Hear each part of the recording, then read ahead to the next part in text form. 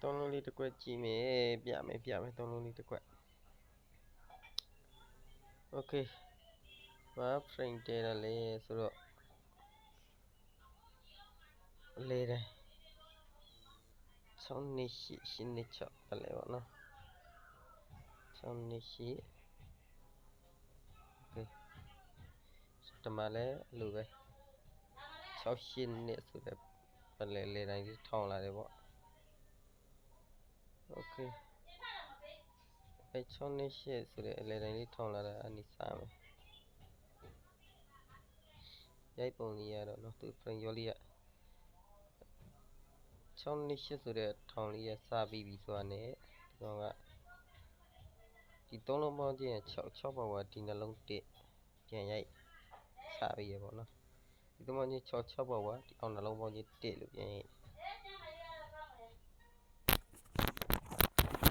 ပြီးမှဒီကန်လေးလည်းပါ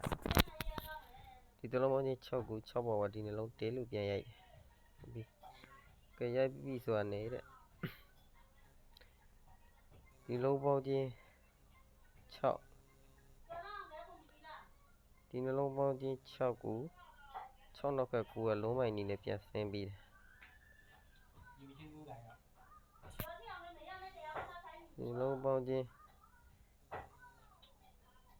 1ဒီနှလုံးပေါင်းချင်း1ကို1နောက်က8က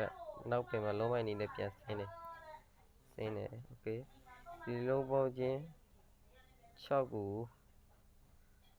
ဒီလုံးပေါင်းချင်း6ကို6နောက်က9ဆိုပြီးတော့နောက်တစ်ခါမှပြန်လုံးမိုင်ဆင်းပြီးတယ်အဲ့ရစမယ်နော်စမယ်ဆိုတော့ဟုတ်ပြီ6နောက်က9လို့ပြန်ဆင်းပြီးပြီဆိုတာနဲ့ဒီနှလုံးပေါင်းချင်း6က4ပေါင်းတော့3ညနှစ်ခတ်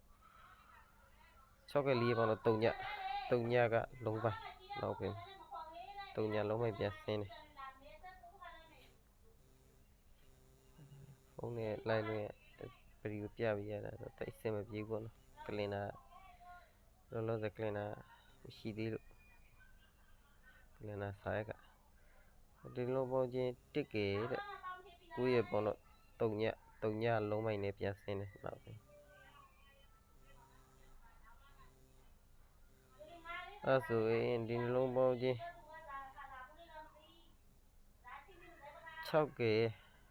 3ညပေါင်းတော့6ကနောက်ပြင်မှာလုံးပိုင်းနေနဲ့ပြန်ဆင်းမှာပေါ့နော်6ကလုံးပိုင်းနေနဲ့ပြန်ဆင်းမှာဟုတ်ပြီပြန်ဆင်းပြီဆိုရင်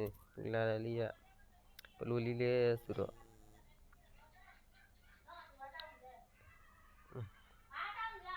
6ကလေးပေါင်းတော့3ညဆိုတော့တဲ့သူကတူတူလေးပဲနဲ့တူတူနဲ့လူရင်းလေးပဲပြမယ်နော်တိတ်မအားတော့8က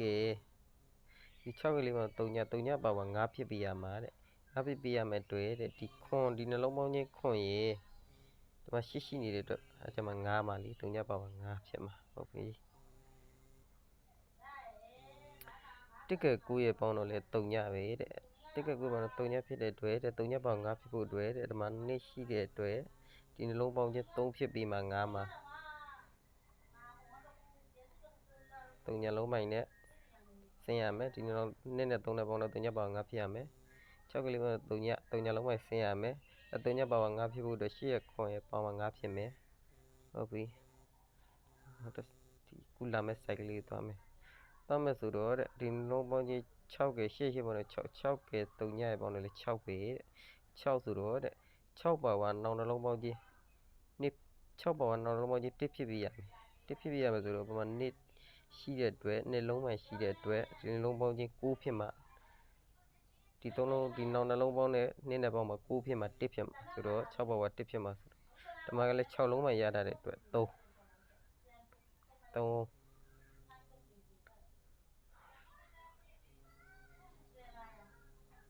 ော့36ပေါ့နော်နောက်က36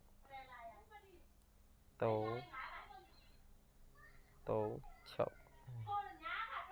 6ဆိုတော့အဲ့ဒီပေါင်းတာပေါ့နော်ခုနက6နှစ်8ထောင်နဲ့ထောင်ပြီး6ပါဝါ1လို့ရိုက်တယ်ရှိနှလုံး ရိုက်ပြီးတာနဲ့ဒီနှလုံးပေါင်းချင်း6နောက်က9ကပြန်ဆင်းတယ်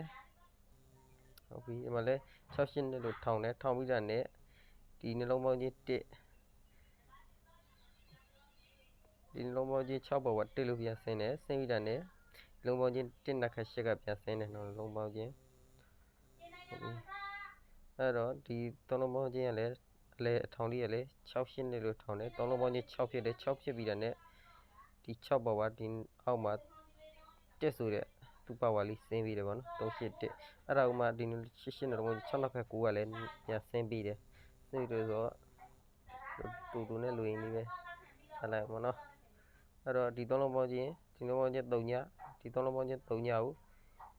ဒီ3လုံးပေါင်းချင်း3ညပါဝါ5လို့ပြန်ဖြစ်8ရှိနေတဲ့နှလုံးပေါင်းချင်းခွန်9ရဲ့နက်ခတ်ကိုဒီနှလုံးပြန်သုံးမယ်9ရဲ့8နဲ့ပေါင်းမှ3 9နဲ့8နဲ့ပေါင်းမှ3ဖြစ်မှာဒီ9နဲ့ဒီ8နဲ့ပေါင်းမှ9နက်ခတ်က3ဖြစ်မှာအဲ့တော့တစ်ကကူပေါင်းတော့3ညပါဝါဒီ3လုံးပေါင်းချင်း9 3ရဲ့ဒီနှလုံး3ရဲ့အပေါ်2နဲ့ပေါင်းမှ9နက်ခတ်ကိုဒီနှလုံးပြန်သုံးပြီးတယ်ဟုတ်ပြီအခုလာမဲ့ပင်လေးရလဲသူကဘယ်လိုလေးလဲဆိုတော့6က3ညပေါင်းတော့6လုံးပေါင်းပြန်ဆင်းမယ်ဒီ3လုံးပေါင်းကြီး6ပါဝါ1ဖြစ်ဖို့အတွက်ဒီ9ဖြစ်မှာ2ရှိနေတဲ့အတွက်1ဖြစ်မှာ1နှစ်ခတ်ဒီနှလုံးပြန်8ဖြစ်ပြရမယ်8ဖြစ်ပြရဆိုတော့အပေါ်မှာ2ရှိနေတဲ့အတွက်6ပဲဘာ2ရှိနေတဲ့အတွက်6ပဲအဲ့တော့636ပေါ့နော်636ဆိုတဲ့တဲခဏလေးတစ်ခွက်တော့ရတာပေါ့နော်ပြန်ရှင်းပြမယ်နောက်တစ်ခေါက်ရှင်းပြမယ်ဒီ3လုံးပေါင်းချင်း6နဲ့8လို့ပတ်လဲထောင်တယ်ထောင်ပြီးတာနဲ့6 3လုံးပေါင်းချင်း6ဖြစ်တယ်6ရဲ့ပေါ်က1လို့ရိုက်တယ်1လို့ရိုက်ပြီးတာနဲ့ဒီလုံးပေါင်းချင်းနောက်လုံးပေါင်းချင်း6နောက်က9ကနောက်ဘက်မှာပြန်ဆင်းပြီးတယ်ဆင်းပြီးတာနဲ့ဒီ4နဲ့4ဆိုတဲ့3လုံးပေါင်းချင်း3ညလုံးပိုင်နေလည်းပြန်ဆင်းတယ်ဆင်းပြီးတာနဲ့3ညပါဝါ5ဖြစ်ဖို့အတွက်3ညခွန်နောက်တွဲဖြစ်ရမယ်အပေါ်မှာရှိနေတဲ့အတွက်3ညပါဝါ5ဖြစ်ပြရမယ်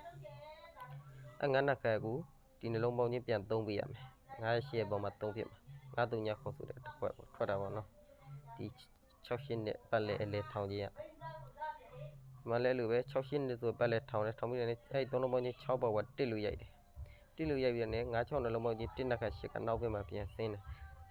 ဆင်းပြီးပြီဆိုတော့နဲ့9 6 1ရဲ့9ရဲ့ပေါ့နော်3ညနောက်ဘက်မှာလုံးမိုက်အနေနဲ့ပြန်ဆင်းတယ်ဆင်းပြီး3ညပါဝါ5ဖြစ်ဖို့အတွက်ဒီနှစ်ကဒီနှလုံးပေါင်းချင်း3နဲ့မှ3ညပါဝါ5ဖြစ်မယ်9ဖြစ်နေတဲ့အတွက်9နက်ခတ်3ဖြစ်အောင်ခွန်ရ6ပေါ်မှာ3ဖြစ်မယ်ဒီနဲ့ဒီလိုပဲ6ရှင်းနဲ့ဆိုတော့ပတ်လေလေးထောင်းတယ်လေတိုင်လေးထောင်းတယ်ထောင်းပြီးပြီဆိုတာနဲ့အဲ3လုံးပေါင်းချင်း6ရဲ့ပါဝါ1ဆိုပြီးတော့3ရှင်းရှိတွဲလေးလာကြတယ်ကြပြီးတာနဲ့နောက်တွဲလေး8ရှင်းနှလုံးပေါင်းချင်း6နောက်က9ကနောက်ဘက်မှာလုံးမိုက်အနေနဲ့ပြန်ဆင်းပြီးတာနဲ့အဲ8 6ရဲ့3ညရဲ့ပုံနဲ့လေ6လုံးမိုင်ကနောက်ဘက်မှာပြန်ဆင်းရမယ်ဆိုတော့အဲဒီ3လုံးပေါင်းချင်း6ဖြစ်နေ6ပါဝါ1ဖြစ်အောင်ဒီမှာ2ရှိနေတဲ့အတွက်ဒီနှလုံး9ဖြစ်မှာ6ပါဝါ1ဖြစ်မယ်1နှစ်ခတ်8ဖြစ်အောင်ဒီမှာ2ထိပ်စီရှိနေတဲ့အတွက်6ထိပ်နဲ့ပေါင်းမှာ8ဖြစ်မယ်1နှစ်ခတ်8ဖြစ်မယ်အဲ့တော့636ဆိုတဲ့ဒီကနန်းလေးတစ်ခွက်ရတယ်ပေါ့နော်636ဆိုတဲ့ဒီကနန်းတစ်ခွက်ရတယ်ကောင်းလေးလေးလိုက်အောင် subscribe လေးလုပ်ပေးကြပါဦးပေါက်ကြပါစေလို့ဆုတောင်းပေးပါတယ်ဆရာသိန်းရတူရီပြီဘိုင်